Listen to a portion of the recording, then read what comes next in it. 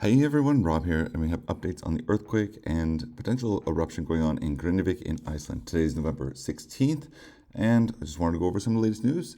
Now, yesterday I reported that they covered up the road signs of Grindavik and the Blue Lagoon with this tape and sort of basically crossing them out off the map, as both myself as well as the news has said.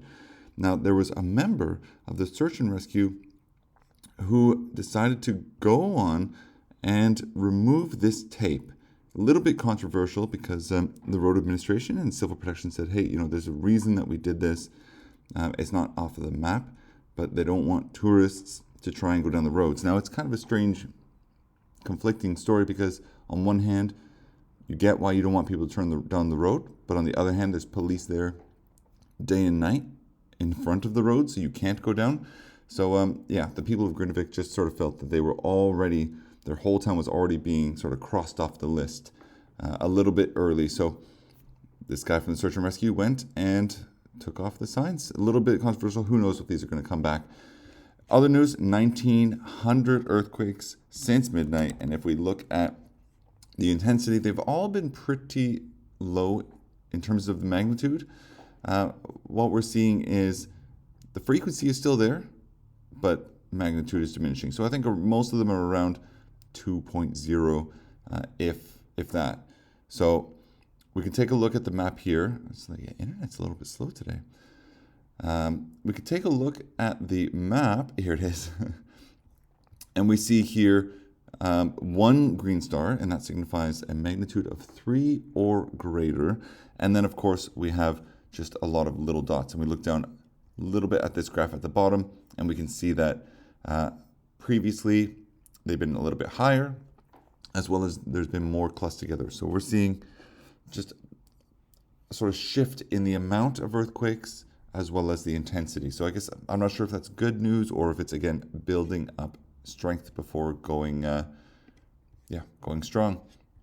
We can see here some of these pictures. Let me just go full screen on these. New pictures emerging from Ambiat. I believe one of the photographers there went, and you can see through the cracks the smoke rising up and the steam rising up from the intense sort of heat that's coming out of the ground. Just because this magma is so close to the surface, there's a lot of reasons, but you can see here just how destroyed a lot of the areas of the town is. Now, again, the damage that they're seeing is going to take a long time to go through, and we have someone here.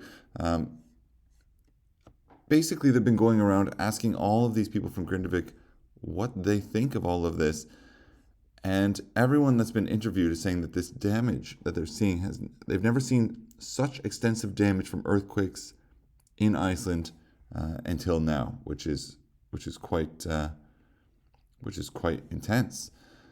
We also had reports, we can see here, of people who are repeatedly entering Grindavik, and the civil protection is asking those that if you've already gone in, to please let those who have not done so go in, find their pets, get their essentials, and so forth.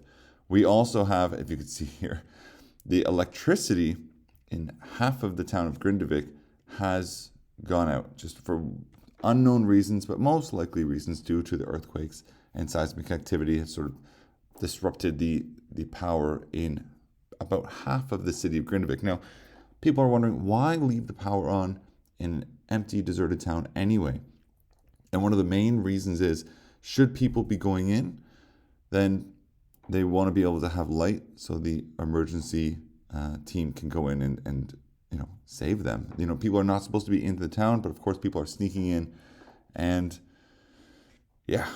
there's sneaking in and going through the town, even though they're not supposed to. Now, one of the big things that I want to mention is bicycles are being stolen by people, again, sneaking into into Grindavik, sorry, and they're just going through the town, taking things from people's homes and fleeing. We saw this when I talked about it just yesterday.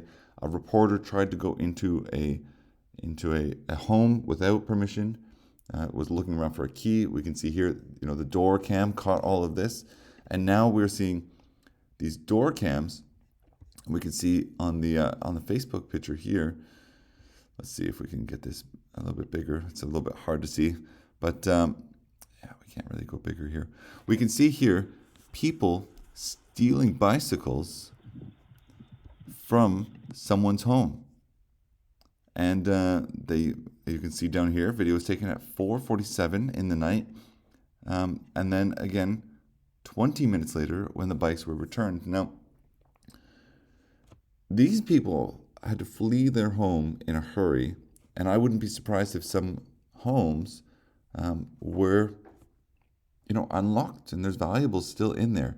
People are now concerned about burglars and their homes being robbed, which is something that they should not have to worry about on top of all of the other things that are going on. So,